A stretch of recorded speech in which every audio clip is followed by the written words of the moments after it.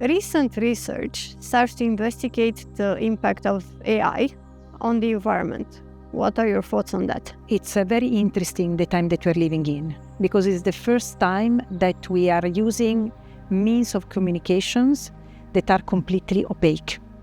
What do I mean by this? Up to the internet, we all could understand what the phone was, what the radio was, what the television was. But the thing is that we really don't understand, we as common human beings, or at least I don't understand, what is behind, what is true. No? It's a dark screen, so to speak. Then we move to artificial intelligence, which already the term is quite fascinating, because we cannot have an artificial intelligence. It's actually machine learning. The machine learns through the inputs and the whatever like human beings are feeding. So we know that if you feed racist content, then machine will answer with racist contents, and so on and so forth. So it's very complicated, the content that machine learning or artificial intelligence, that use the term that is more in use, gives back. And we need always to be very careful what is it that we are fed, because it can create a sort of a loop, reinforcing even more so than algorithms on social media, particular like, worldviews.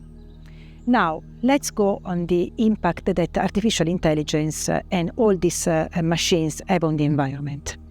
Of course, they have it, because machines need to be cooled. Electricity. And electricity is not infinite. Water, as we know, is not. Again, this is all part of the commons that we were discussing before, that then need to be trapped, utilized. But there is one thing that I would like to talk about, if you allow me, which is the use of language has an impact on our psyche. What do I mean by this? Jacques Lacan was a French psychoanalyst, was clear when he said the unconscious is built like language. So we experience the world through language.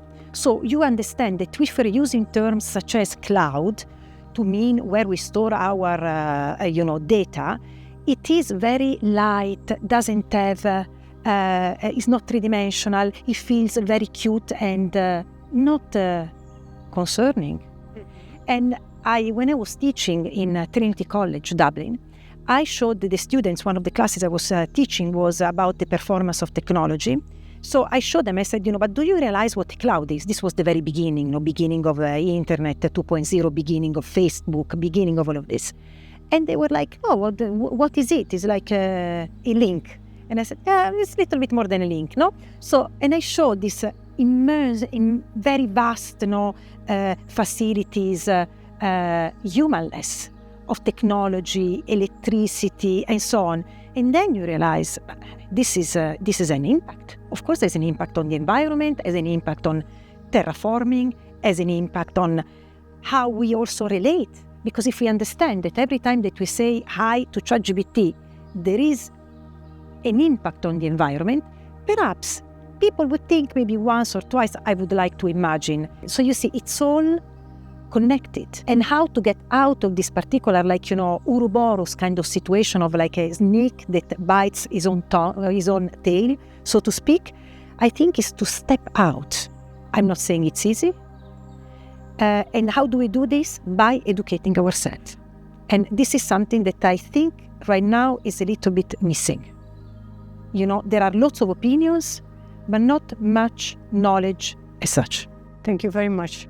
This has been a very exciting conversation. Likewise. Rich, nuanced, complex perspectives, which I hope will get the feed of that education that you mentioned for us to move forward. Yes. Thank you. Yeah. And look forward to having you soon in our future conversation. Me too. I am really, again, very grateful to have been invited, and I'm sure that for you, the future will be absolutely bright, because the present is already bright.